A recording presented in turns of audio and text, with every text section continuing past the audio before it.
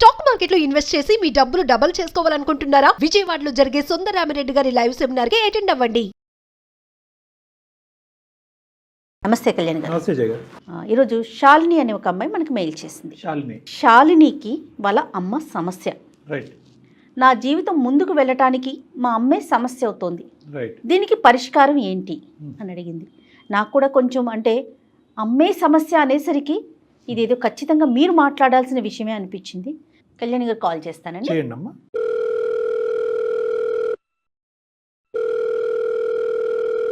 Hello, నమస్తే అండి. నేను జయానండి, సుమన్ టీవీ నుంచి మాట్లాడుతాను. శాలిని గారేనా మాట్లాడేది?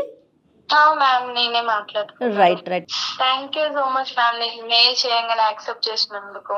నాతో పాటు డాక్టర్ కళ్యాణ్ చక్రవర్తి గారు ఉన్నారు. ఒక్కసారి మీ సమస్య ఏంటో మాట్లాడండి. Okay okay ma'am. Hello sir. నమస్తే అమ్మా. శాలిని చెప్పమ్మా. నా పేరు శాలిని సార్, బెంగళూరు నుంచి మాట్లాడుతున్నా. ఓకే. మా ప్రాపర్ ఏమో నిజామాబాద్ మ్యామ్. ఓకే. నా ప్రాబ్లం మమ్మీ బిహేవియర్ మీద. మీ అమ్మగారి యొక్క ప్రవర్తనతో మీకు ప్రాబ్లం ఉంది. ఓకే. ఇప్పుడు బెంగళూరులో ఏం చేస్తున్నారు మీరు? జాబ్ చేస్తున్నా మ్యామ్. ఓకే. మ్యారేజ్ అయ్యిందమ్మా నీకు? లేదు సార్, ఖాళీ. మీరు ఎంతమంది? నేను ఒక్కదాన్నే, మమ్మీ నేను అంతే. నాన్నగారమ్మా? నాన్నగారు లేరు మ్యామ్. లేరంటే? చనిపోయారు. ఎప్పుడమ్మా?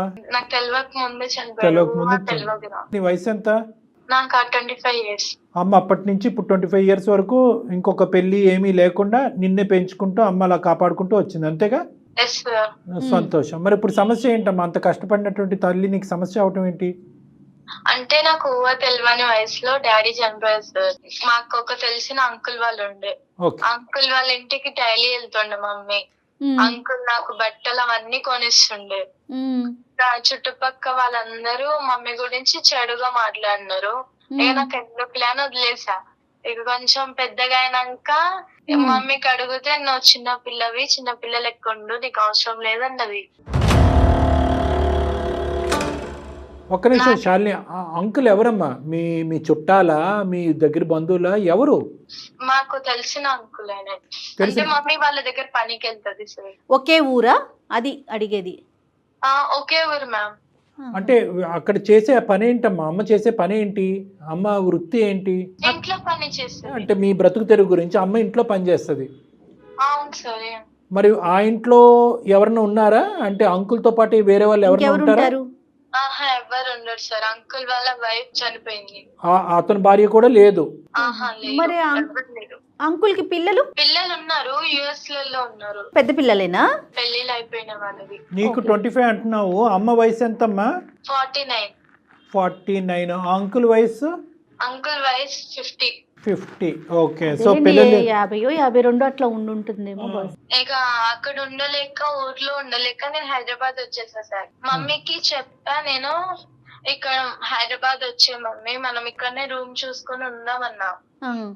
అయితే మమ్మీ రానన్నది. కాదమ్మా, నువ్వు హైదరాబాద్ ఎందుకు వచ్చావమ్మా? శాలిని, నేను స్టడీకి వచ్చాను సార్. ఏంటి అమ్మ గురించి లోకం ఏమనుకుంటుంది, ఊరువాడ ఏమనుకుంటున్నారు, నీ మనస్సాక్షి ఏమంటుంది? అంకుల్ కి మమ్మీకి ఏదో ఎఫర్ ఉందని అనుకుంటున్నారు సార్. మీ తల్లి అంటే చిన్నప్పటి నుంచి మీ తల్లి గురించి నీకంటే ప్రపంచంలో దేవుడికి కూడా బాగా తెలీదు. నువ్వు నమ్ముతున్నావా? మీ అమ్మ ఉద్దేశం కానీ, ఆలోచన కానీ, క్యారెక్టర్ కానీ అదని నువ్వు నమ్ముతున్నావా?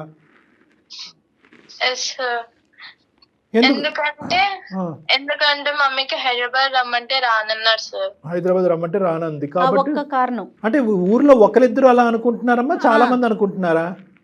ఊరందరూ చాలా మంది చాలా ఇదే అనుకుంటున్నారు. సరే, మరి ఎప్పుడైనా నువ్వు అమ్మ మరి అందరు ఇలా అనుకుంటున్నారు, నేను స్కూల్కి కాలేజీకి వెళ్ళడానికి నాకు పరువు తక్కువగా చిన్నగా అనిపిస్తుంది, మరి నువ్వు పని అక్కడ మానేసి వేరే పని చూసుకో అమ్మా అని నువ్వు చెప్పలేదా? చెప్పా సార్, కానీ మమ్మీ వినలేదు. అమ్మ వినలేదు. వాళ్ళ ఇంటికి నువ్వు ఎప్పుడైనా వెళ్ళావా? వెళ్తాం. నీతో ఎలా ఉంటారమ్మా?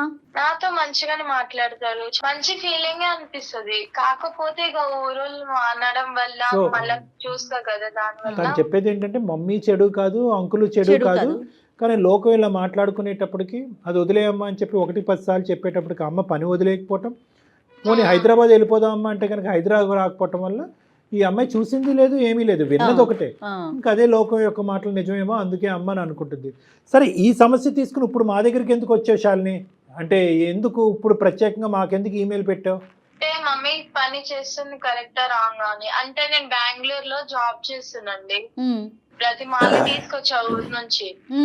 1 వీక్ తర్వాత అంకుల్ కి హెల్త్ మంచిగా లేదని ఫోన్ వచ్చింది ఊరు నుంచి. ఓకే. మమ్మీ వెళ్తానంటే నేను వద్దనేసిన. మమ్మీ నాతో గొడవ పడి ఆఫీస్ కి వెళ్ళంగానే వెళ్ళిపోయింది మమ్మీ నాకు చెప్పకుండా. బెంగళూరు ఇప్పుడు నువ్వు హైదరాబాద్ నుంచి బెంగళూరు వచ్చేసావమ్మా జాబ్ రీత్యా? వచ్చేసా. సో అమ్మని ఇక్కడ తెప్పించుకుంటే కనుక అంకుల్కి ఒంట్లో బాగాలేదని చెప్పి వద్దమ్మా అని చెప్పినా కూడా అమ్మ నీకు చెప్పపెట్టకుండా ఊరెళ్ళిపోయింది. అమ్మ యొక్క క్యారెక్టర్ మీద లోకం ఒక ప్రశ్న వేసింది. అది కాస్త ఒక తల్లిగా నువ్వు చిన్నప్పటి నుంచి ఇంత కష్టపడి పెంచినటువంటి తల్లిని గౌరవించాలో తెలియదు, లేదంటే ఇలా లోకం ఇలా మాట్లాడుకుంటుంది కాబట్టి అమ్మ ఏంటి ఇలాంటిదా అనేటటువంటి విషయం వల్ల బాధపడాలని నీకు అర్థం కాలేదు అన్నది మాకు అర్థమైంది. కానీ ప్రత్యేకంగా ఇప్పుడు ఈమెయిల్ పంపించడానికి కారణం రీజన్ ఏంటి? ఎందుకు మాకు దాకా వచ్చావు? నాకు సంబంధాలు వస్తున్నాయి సార్. Okay okay. అది అయితే ఊరికి వెళ్తేమో మళ్ళీ ప్రాబ్లం అవుతుంది. మమ్మీ గురించి అందరు తప్పుగా మాట్లాడుకుంటున్నారు కదా సార్. అదేలే. దాని వల్ల అనేసి మమ్మీ ఇక్కడ పిలుచుకొని వచ్చా సార్ నేను. ఇప్పుడు నీకు పెళ్లి సంబంధాలు వస్తున్నాయమ్మా?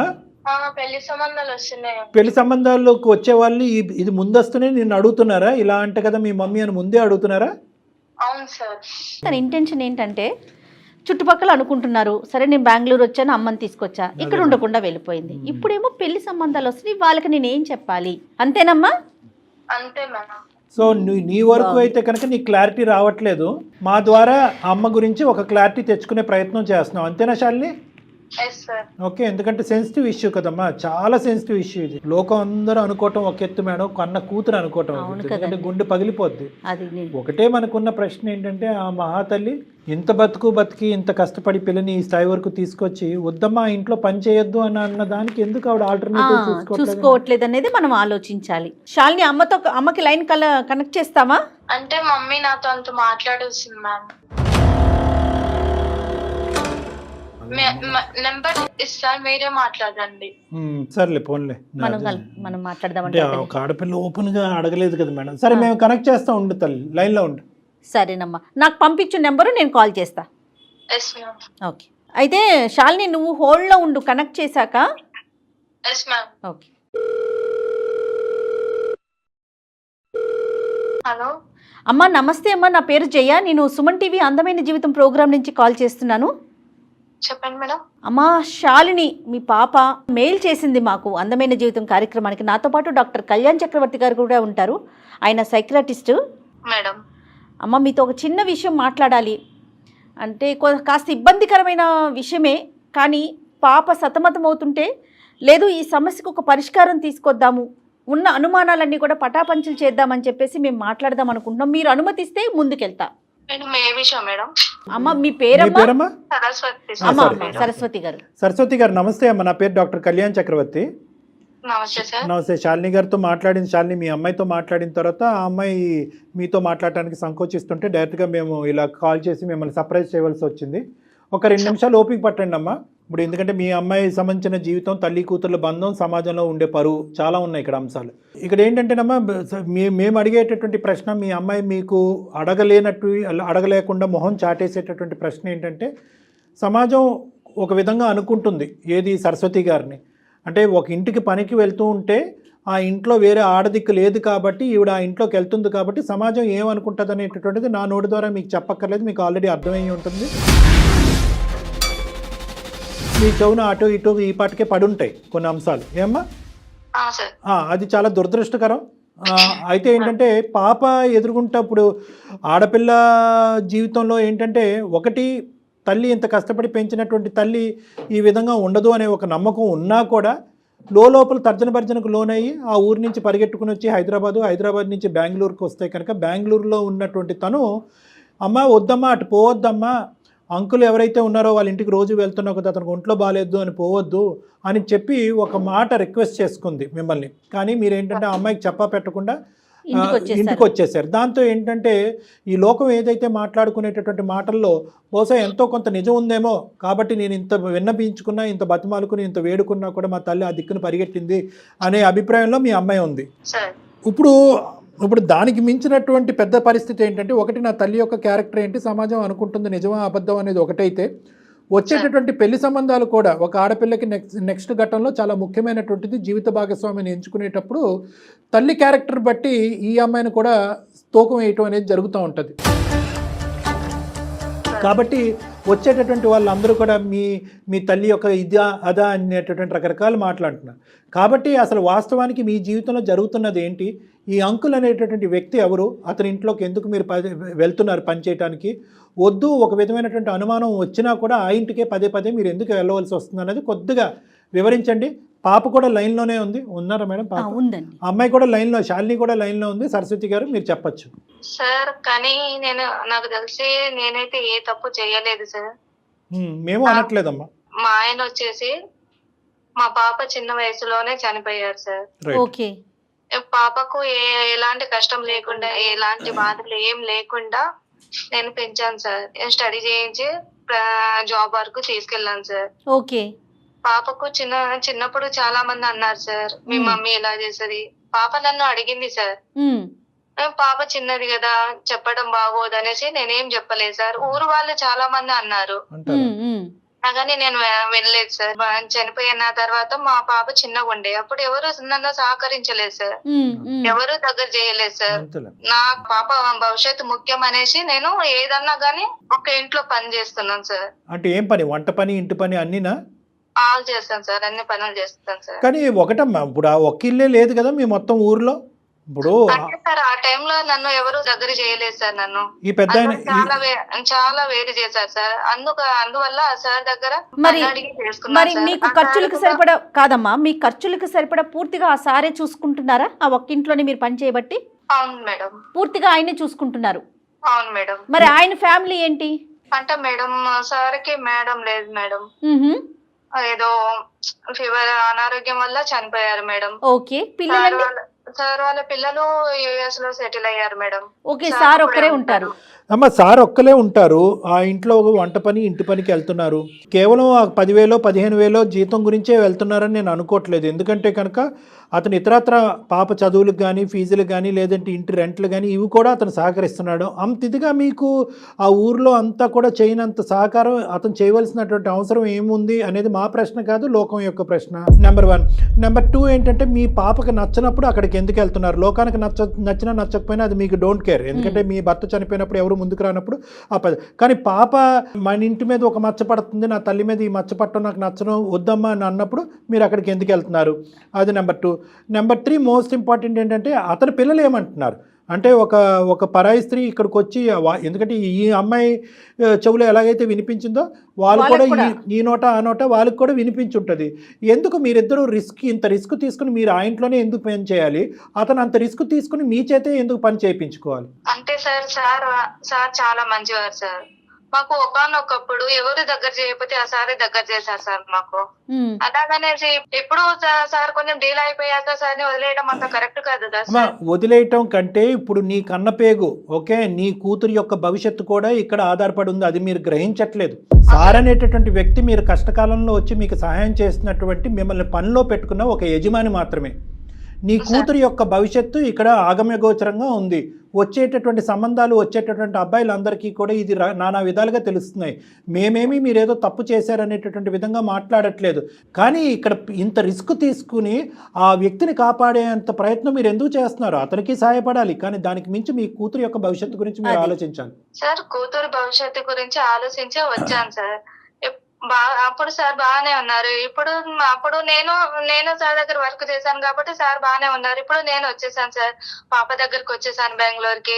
తర్వాత సార్కి హెల్త్ బాగాలేదు. సార్కి అక్కడ ఆ టైంలో నాకు ఎవరైతే ఎలా లేరు, ఇప్పుడు ఈ సార్కి ఎవరు లేరు కదా. కాబట్టి నేను పోవడం తప్పదు కదా సార్. అమ్మ మరి అతనికి ఇంకొక 10 సంవత్సరాల పాటు ఆరోగ్యం బాగుండదు, మరి మీరు అక్కడ ఉండిపోతారా? ఉండిపోతాను సార్. ఎందుకమ్మా మీరు తప్ప అతనికి ఎవరు చేయలేరా? లేదు సార్, చేయలేదు సార్. ఇప్పటికైనా నిజం చెప్పండి సరస్వతి గారు, అసలు ఏంటి మీ ఇద్దరి మధ్యన? నాకు అర్థం కావట్లేదు. మీరు కేవలం ఆ ఇంట్లో పనిచేసేటటువంటి వ్యక్తిలాగా నాకు అనిపించట్లేదు. ఇంకా ఎవరు సహాయం చేసేటటువంటి ఆడవాళ్ళే ఈ ప్రపంచంలో లేరా అతనికి? మీరు కాకపోతే ఇంకొకరు చూసుకుంటారు. మీ మధ్య ఎలాంటి సంబంధం లేకపోతే మీరు రావటానికైతే అమ్మాయి పిలిచింది కాబట్టి వచ్చారు, కానీ వచ్చిన దారిలోనే మళ్ళీ వెనక్కి వెళ్ళిపోయారు మీరు. సార్ చెప్పలేను సార్, కాకపోతే ఆ సార్ అయితే నాకు ఆ సార్కి వేరే రిలేషన్ అనేది ఏమి లేదు సార్. మనస్సాక్షి మీద చెయ్యేసుకుని మీ అమ్మాయి మీద ఒట్టేసుకుని నేను ఇలా అనకూడదమ్మా, ఇలా అడగకూడదు. కానీ ఈరోజు ఒక తల్లి కూతుర్ల యొక్క బంధం తెగిపోయేటట్టుంది, ఆ అమ్మాయి యొక్క భవిష్యత్తు చెడిపోయేటట్టుంది. మీ మీద మచ్చ అనేటటువంటి తీసి పక్కన పెడితే, ఆడపిల్లగా నీ తల్లి ఇలా చేస్తుందని ఈ అమ్మాయి మీద మచ్చపడి రేపొద్దున పెళ్లి చేసుకోవటానికి నాదుడే లేనటువంటి దిక్కుతోచని పరిస్థితి ఏర్పడే పరిస్థితి వచ్చింది. కాబట్టి మిమ్మల్ని ఇలా నిలదీసి ముక్కుసూటుగా ఇలా అడగటం నాకు తప్పట్లేదు. నిజం చెప్పండి ఇప్పటికైనా ప్లీజ్. సార్ ప్రతిదానికి మీరు అలా అడుగుతున్నారు కదా సార్, దేనికి సొల్యూషన్ మీరే చెప్పండి సార్. చెప్పమ్మా, నువ్వు చెప్పమ్మా. అంటే మీరు విషయం నిజం చెప్తే మీ ఇద్దరి మధ్యన ఉండేటటువంటి ఏమంటాలో నాకు తెలియదు, అర్థం కావట్లేదు. మీ ఇద్దరి మధ్యన ఉండేటటువంటిది ఒక యజమాని ఇంట్లో పని చేసుకునేటటువంటి ఒక అమ్మాయికి సంబంధించినటువంటి ఇదా, దానికి మించిందా? మీరు వాస్తవాలు పలకండి. మీరు నిజం చెప్తే దానికి ఏం చేయాలి, దానికి సొల్యూషన్ ఏంటనే సలహా డాక్టర్ గారు ఇస్తారండి. అంటే ఈ సమస్యకి ఒక పరిష్కారం తీసుకురావాలి కదమ్మా. అతనికి మీ మనసులో ఒక స్థానం ఉందా, మీకు అతని మనసులో ఒక స్థానం ఉందా? ఇంతవరకు చెప్పండి ప్లీజ్. ఉంది. ఎందుకమ్మా ముక్కు ఎక్కడ ఉందంటే అలా చూపెడతారు? ఇద్దరికినండి, ఇద్దరికి ఒకరి మనసులో ఒకరికి. సార్ నేను చెప్తే సమాజం యాక్సెప్ట్ చేయదు కదా సార్. మరి అమ్మా ఎలా చెప్పినా అమ్మా ఇంత యాక్సెప్ట్ చేస్తోందా? ఇప్పుడు ఏమి యాక్సెప్ట్ చేస్తుంది? ఇప్పుడు సమాజం అసహ్యంగా, దురదృష్టకరంగా, చండాలంగా మాట్లాడుకుంటున్నారు. అక్కడ అతను భార్యను వదిలేసి పారిపోయి వచ్చి మీతో ఉండలేదు, మీరేమొచ్చి మీ భర్తను వదిలేసి పారిపోయి అతనితో ఉండలేదు. మీ ఇద్దరు భర్తలను పోగొట్టుకున్నారు, ఏకాగ్గా బతుకుతున్నారు. పిల్లల్ని పెంచుకుంటూ, అతని పిల్లల్ని పెంచుకుంటూ అమెరికా పంపించుకున్నాడు, నీ కూతుర్ని పెంచుకుంటూ నువ్వు బెంగళూరు ఉద్యోగం చేసావు. ఇంత గౌరవప్రదంగా బతికినటువంటి మీ ఇద్దరికి ఎందుకు ఈ చెడ్డ పేరు? ఎందుకు? మీరు ధైర్యంగా ముందుకు వచ్చి మీరిద్దరు పెళ్లి చేసుకోండి, తప్పే ఉంది అందులో.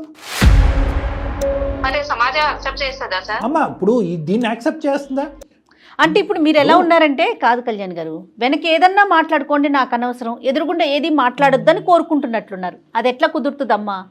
అది మీ వరకు పోనీ మీరు యాక్సెప్ట్ చేస్తారు, పాప యాక్సెప్ట్ చేయలేకపోతుంది కదా. ఈ ముద్ర పాప మీద పడుతుంది కదా. పాప మీద మచ్చపడుతుంది, అదొకటమ్మా. రెండోది ఏంటంటే, మీ మనసులో చాలా కసి కోపాన్ని సమాజం మీద పెంచుకున్నారు. ఎవరైతే కనుక నా భర్త చనిపోయినప్పుడు ఎవరు నా సహకరించలేదో, వాళ్ళు ఎలా అరుచుకున్నా, ఎలా తిట్టుకున్నా, ఎలా వెనకత్త నుంచి గుంతలు తవ్వినా కూడా నేను కళ్ళు మూసుకుని ముందుకు వెళ్ళిపోతాను అని చెప్పి ఆ ముందుకు వెళ్ళేటటువంటి క్రమంలో మీ పద్ధతిని మార్చుకోలేకపోయారు, పిల్లమే పడేటటువంటి భారాన్ని కూడా ఆలోచించలేకపోయారు. ఇది ఒక మేం అనేది ఏంటంటే కనుకమ్మ, ఈ లోకం నోరు మూయించాలి అంటే కనుక ఈ బంధాన్ని ఒక పవిత్ర బంధం కింద మార్చండి, కానీ దాన్ని లీగలైజ్ చేసుకోండి, పెళ్లి చేసుకోండి, మేమిద్దరం భార్యాభర్తలను అనుకోండి. ఓకే, పాప అమ్మ అది సెకండరీ. మీరు చిన్నప్పటి నుంచే, ఇప్పుడు కాదు మొదటి నుంచే పాప మైండ్ ప్రిపేర్ చేసి, ఎందుకంటే పాపకు కూడా అతనంటే ఎటువంటి అగౌరవంగా ఉండే ఆలోచన ఏమీ లేదు. చిన్నప్పటి నుంచి అతను చాలా ఫాదర్లీ రోల్ ప్లే చేస్తున్నారు, కావాల్సినటువంటి అవసరాలన్నీ చూసుకుంటున్నారు. అతని మీద ఈ ఫోన్ కాల్కి ముందు కూడా ఆ అమ్మాయి ఎటువంటి చెడు అభిప్రాయం అమ్మాయి చెప్పలేదు. ఎందుకు యాక్సెప్ట్ చేయదు?